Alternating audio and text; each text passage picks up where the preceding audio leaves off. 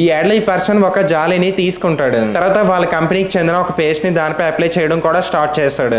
ఇంకా ఏం చూపిస్తాడంటే మా కంపెనీ ప్రోడక్ట్ ఎంత వాటర్ ప్రూఫ్ అంటే దాంతో మీరు బోట్ ని కూడా అంటించి తయారు చేసేయచ్చు.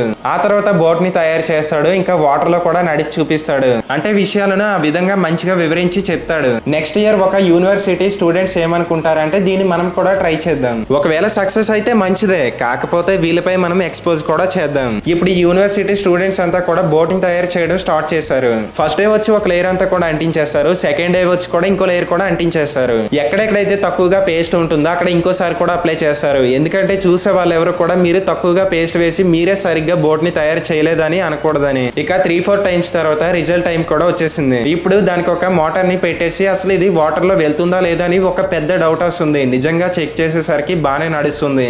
అంటే యాడేమి మనల్ని మోసం చేయలేదు, నిజంగానే ఇది వర్క్ చేస్తుందని వీళ్ళు బాగా నమ్మేస్తారు. ఇంక ఇది 100% చాలా బాగా యూజ్ అవుతుందని తెలుసుకొని ఆ కంపెనీ సేల్స్ కూడా చాలా గట్టిగా పెరిగిపోయాయి. వీడియో నచ్చితే లైక్ చేసి ఈ కంపెనీ ఐడియా మీకేమనిపించింది?